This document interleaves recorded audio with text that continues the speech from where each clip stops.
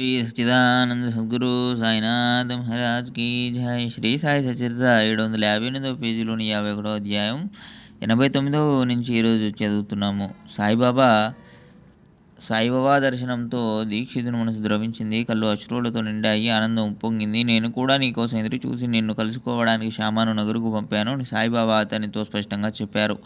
దీక్షితుకు శరీరం పులకించింది. అశ్రువులతో కంఠం గద్గదమైంది. శరీరం అంతా చెమటలు పడి కంపించింది. చిత్తవృత్తి ఆనందమయమైంది. శరీరం వణకసాగింది. కళ్ళు ఆర్ధోర్మీలితమయ్యాయి.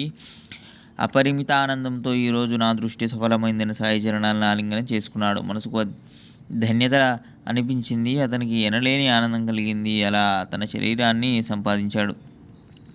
సాయిబాబా సేవ చక్కగా చేయడానికి షిరిడీలో ఒక గృహాన్ని నిర్మించి అనేక సంవత్సరాలు అక్కడే ఉన్నాడు. సాయి మహిమను బాగా విస్తరింపజేశాడు. సారాంశం: సాయిబాబా తమను సేవించే భక్తులను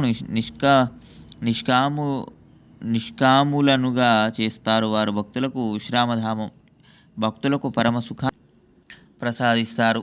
చంద్రునికి అనేక చకోరాలు, కానీ చకోరాలకు నక్షత్రనాథుడు చంద్రుడు ఒక్కడే. అట్లే తల్లికి అనేక మంది బిడ్డలున్న బిడ్డలందరికీ తల్లి ఒక్కతే. సూర్యునికి కమలాలు అనేకం, కానీ కమలాలకు సూర్యుడు ఒక్కడే. గురువుకు భక్తుల అసంఖ్యాకం, కానీ భక్తులకు తండ్రి అయిన గురువరిలు సాయి ఒక్కరే. మేఘం కోసం ఆతురతపడే చాతక పక్షులు అనేకం, కానీ చాతక పక్షులకు మేఘం ఒక్కటే. అట్లే బాబాకు అనేక మంది భక్తులు, కానీ భక్తులకు తల్లి తండ్రి సాయి ఒక్కరే. భక్తితో వారి శరణుజొచ్చిన వారి గౌరవాన్ని కాపాడడం, ప్రేమతో వారి కార్యాన్ని సఫలం చేయడం ఇవాళ మనం ప్రత్యక్షంగా చూస్తున్నాం. ప్రపంచంలో ప్రాణంతో ఉన్న జీవులను మరణం అంతం చేస్తుంది. నేను నిన్ను విమానంలో తీసుకుని వెళుతాను అని సాయిబాబా దీక్షితుకు అభయం ఇచ్చారు. వారు చెప్పిన ప్రకారం దీక్షితు తన నోటితో సాయి యొక్క గుణగణాలను గానం చేస్తూ ఉండగా అతనికి మరణం సంభవించింది.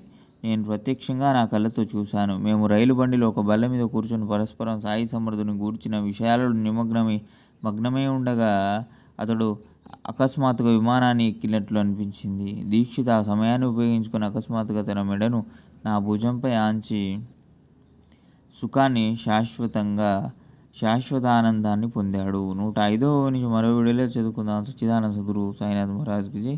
లోకా సమస్తాం సుఖినో భవంతు. శాంతి శాంతి శాంతి.